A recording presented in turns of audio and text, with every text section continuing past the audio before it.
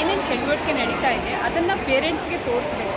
ಅಂದರೆ ಪೇರೆಂಟ್ಸ್ ಕೂಡ ನಮ್ಮ ಮಗು ಏನೇನು ಕಲಿತದ ಅಂಗನವಾಡಿಯಲ್ಲಿ ದೈಹಿಕವಾಗಿರ್ಬೋದು, ಮಾನಸಿಕವಾಗಿರ್ಬೋದು, ಯಾವ ರೀತಿ ಸ್ನಾಯುಗಳ ಒಂದು ಬೆಳವಣಿಗೆ ಆಗ್ತಿದೆ, ಮಗು ಯಾವ ರೀತಿಯಲ್ಲಿ ಚಟುವಟಿಕೆಯಲ್ಲಿ ಭಾಗವಹಿಸ್ತಿದೆ ಅಂತಕ್ಕಂಥದ್ರ ಬಗ್ಗೆ ಅರಿವನ್ನು ಪಾಲಕರಿಗೂ ಒಂದು ಮುಟ್ಟಬೇಕು, ಅವ್ರಿಗೂ ಕೂಡ ಗೊತ್ತಾಗಬೇಕು ಅನ್ನೋ ನಿಟ್ಟಿನಲ್ಲಿ ಈ ಒಂದು ಬಾಲಮೇಳ ಕಾರ್ಯಕ್ರಮವನ್ನು ಹಮ್ಮಿಕೊಂಡು ಇದು ಸಮುದಾಯ ಮತ್ತು ಇಲಾಖೆ ಒಂದು ಸಹಕಾರದಿಂದ ಮತ್ತು ಸಂಯೋಜನೆಯಿಂದ ಒಂದು ಕಾರ್ಯಕ್ರಮವನ್ನು ನಾವು ಮಾಡಿದ್ದೇವೆ.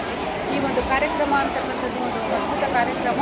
ಯಾಕಂತಂದರೆ ಇಲ್ಲಿ ಮೇಳ ಅಂತ, ಬಾಲಮೇಳ ಅಂದರೆ ಮೇಳ ಅಂದರೆ ಮಕ್ಕಳ ಮೇಳ. ಇದು ಅವರು ಏನೇನು ಕೆಲಸ ಚಟುವಟಿಕೆ ಮಾಡಿದ್ದಾರೆ ಮತ್ತು ನಮ್ಮ ಇಲಾಖೆಯಿಂದ ಅಂಗನವಾಡಿ ಶಿಕ್ಷಕರಿರ್ಬೋದು ಮತ್ತು ಟಾಟಾ ಟ್ರಸ್ಟ್ ವತಿಯಿಂದ ಏನೇನು ಒಂದು ಕಾರ್ಯಕ್ರಮಗಳನ್ನು, ವಸ್ತುಗಳನ್ನು ಮಾಡಿದ್ದಾರೆ, ಮೆಟೀರಿಯಲ್ಗಳನ್ನು, ಅವುಗಳನ್ನು ಶೋ ಮಾಡೋದು ಮತ್ತು ಮಕ್ಕಳು ಕೂಡ ಅವ್ರು ಮಾಡಿರ್ತಕ್ಕಂಥ ವಸ್ತುಗಳು ಕೂಡ ಇಲ್ಲಿ ಇದ್ದಾವೆ. ಅವುಗಳೆಲ್ಲ ಪ್ರದರ್ಶನವನ್ನು ಮಾಡೋದ್ರಿಂದ ಒಂದು ಪೋಷಕರನ್ನು ನಮ್ಮ ಅಂಗನವಾಡಿಯ ಹತ್ತಿರಕ್ಕೆ ತಂದು ಅವರ ಒಂದು ಸಹಕಾರವನ್ನು ಕೋರುವಂಥ ಒಂದು ಕಾರ್ಯಕ್ರಮ ಅಂತ ಹೇಳ್ಬೋದು. ರಾಯಚೂರು ಫಂಕ್ಷನ್ ಹಾಲ್ನಲ್ಲಿ ನಮ್ಮ ರಾಯಚೂರು ಶಿಶುಅಭಿವೃದ್ಧಿ ಯೋಜನೆ ಮತ್ತು DSP ಶಿಶುಅಭಿವೃದ್ಧಿ ಯೋಜನೆ ವ್ಯಾಪ್ತಿಯಲ್ಲಿ ನಮ್ಮ ಮಹಿಳಾ ಮತ್ತು ಮಕ್ಕಳ ಅಭಿವೃದ್ಧಿ ಇಲಾಖೆ ವತಿಯಿಂದ ಮತ್ತು ಕಲಿಕೆ ಟಾಟಾ ಟ್ರಸ್ಟ್ ಸಂಯುಕ್ತ ಆಶ್ರಯದಲ್ಲಿ ಒಂದು ಹಮ್ಮಿಕೊಂಡಿರ್ತಕ್ಕಂಥ ಅವೇರ್ನೆಸ್ ಬರ್ತಾ ಹೋಗ್ತದೆ. ನಮ್ಮ ಸಂಸ್ಥೆ ಯೋಚನೆ ಅಲ್ಲ,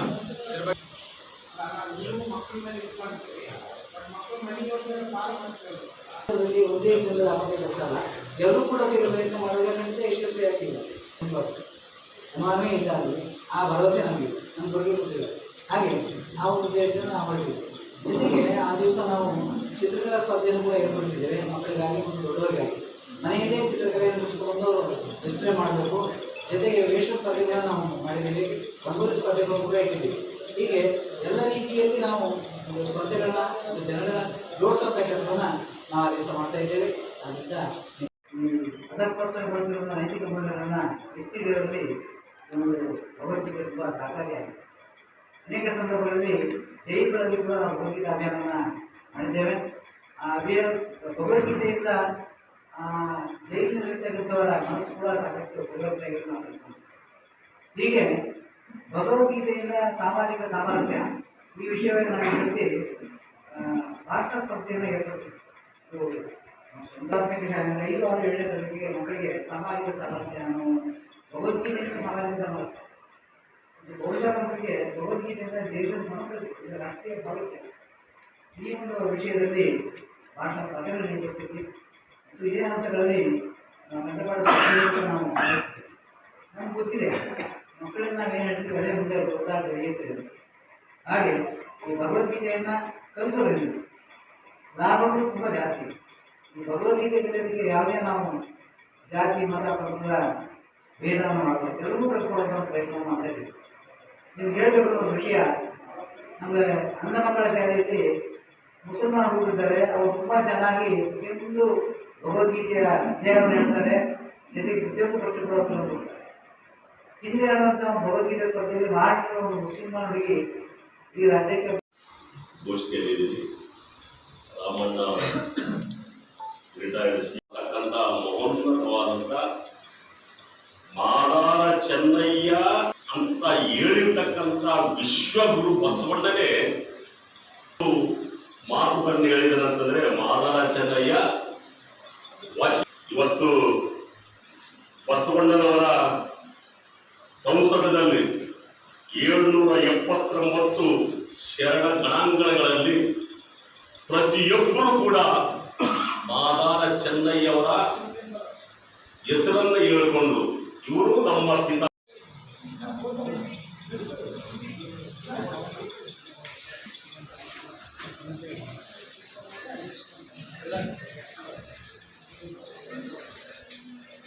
ಅವರು ವಚನ ನಾಳೆ ಪುಸ್ತಕ ರಿಲೀಸ್ ಆಗಿದೆ. ಒಂದು ಕಾರ್ಯಕ್ರಮ ಮಾಡಲಿಕ್ಕೆ ನಾವು ಹೋಗ್ತಾ ಇದ್ದೀವಿ. ವಿಶ್ವಗುರು ಬಸವಣ್ಣ ಇಡೀ ಪ್ರಪಂಚಕ್ಕೆ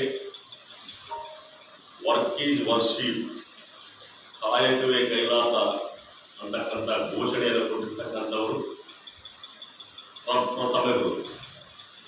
ಈ ಪ್ರಪಂಚದಲ್ಲಿ ದುಡಿಯುವ ವರ್ಗಕ್ಕೆ ಒಂದು ಶಕ್ತಿಯನ್ನು ತುಂಬಿರ್ತಕ್ಕಂಥದ್ದು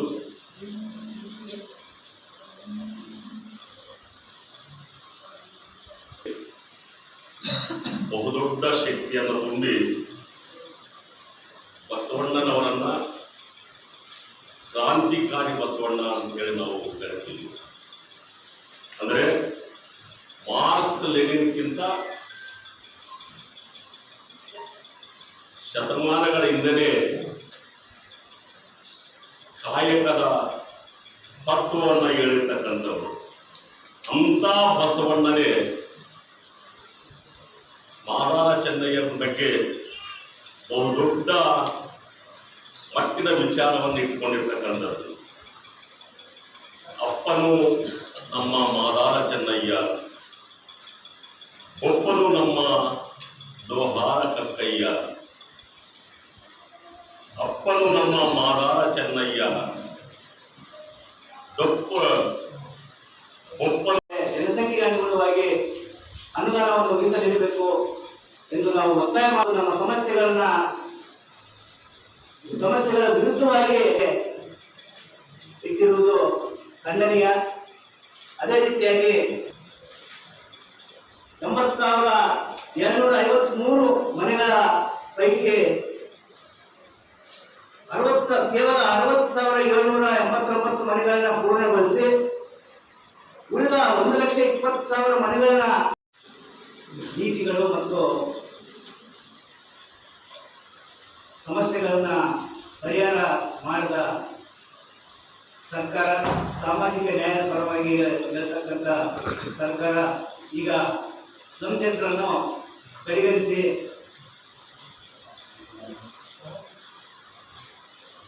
ಮಾನ್ಯ ವಸತಿ ಸಚಿವರು ಸ್ಲಮ್ ಜನಾಂದೋಲನ ಕರ್ನಾಟಕ ಮತ್ತು ಇನ್ನಿತರ ಸಂಘಟನೆಗಳ ಜೊತೆ ಸಭೆ ಮಾಡಿ ಆ ಸಭೆಯಲ್ಲಿ ಖಾಸಗಿ ಸ್ಲಮ್ಗಳನ್ನು ಘೋಷಣೆ ಮಾಡುವುದನ್ನು ತಡೆದಿರುವುದನ್ನು ಹಿಂಪಡೆಯಬೇಕಂತೇಳಿ ನಾವು ಒತ್ತಾಯ ಮಾಡಿದಾಗ ಅದರಲ್ಲಿ ಆ ಸಭೆಯಲ್ಲಿ ಅವರು ಈ ಒಂದು ವಿಷಯವನ್ನು ಗಂಭೀರವಾಗಿ ಪರಿಗಣಿಸಿ ಈ ಸಮಸ್ಯೆಯನ್ನು ಅತಿ ಶೀಘ್ರದಲ್ಲಿ ನಾನು ಪರಿಹರಿಸ್ತೀನಿ ಅಂತೇಳಿ ಹೇಳಿ ಅದಕ್ಕೆ ಒಂದು ಸುತ್ತುವರಿಯನ್ನು ಹಾಕಿಸಿದ್ದಾರೆ. ವಸತಿ ಇಲಾಖೆ ಕಾರ್ಯದರ್ಶಿಗಳು ಆದಂಥ ನವೀನ್ ರಾಜ್ ಸಿಂಗ್ ಇವರು ಮತ್ತು ಜಮೀರ್ ಅಹಮದ್ ಖಾನ್ ವಸತಿ ಸಚಿವರು ಇವರು ಸೇರಿ ಖಾಸಗಿ ಸ್ಲಮ್ಗಳನ್ನು ಸರ್ಕಾರದ ಅನುಮೋದನೆ ಪಡೆದ ನಂತರ ಘೋಷಣೆ ಮಾಡಬೇಕು ಎನ್ನುವ ನಿಟ್ಟಿನಲ್ಲಿ ಏನು ಸುತ್ತುವರಿ ಹೊರಡಿಸಿದ್ರಿಂದ ಸುಮಾರು ಖಾಸಗಿಯಲ್ಲಿ ವಾಸವಾಗಿರ್ತಕ್ಕಂಥ ಜನರಿಗೆ ಯಾವುದೇ ಮೂಲಭೂತ ಸೌಲಭ್ಯಗಳು ಮತ್ತು ಆರೋಗ್ಯಕ್ಕೆ ಸಂಬಂಧಪಟ್ಟಂತೆ ಸೌಲಭ್ಯಗಳು ದೊರೆಯದೆ ಆತಂಕದಲ್ಲಿ ವಾಸ ಮಾಡ್ತಾ ಇದ್ದಾರೆ. ಈ ಒಂದು ವಿಷಯದ ಬಗ್ಗೆ ಹಲವಾರು ಬಾರಿ ನಾವು ಈಗಾಗಲೇ ಮಾನ್ಯ ವಸತಿ ಸಚಿವರಿಗೆ ಗಮನಕ್ಕೆ ತಂದರೂ ಕೂಡ ವಸತಿ ಸಚಿವರು ಸ್ಲಮ್ ಜನರ ಪರವಾಗಿ ಇದ್ದೀವಂತೇಳಿ ಹೇಳ್ತಕ್ಕಂಥ ವಸತಿ ಸಚಿವರು ಸ್ಲಮ್ ಜನರನ್ನ ನಿರ್ಲಕ್ಷ್ಯ ಮಾಡ್ತಾ ಇದ್ದಾರೆ.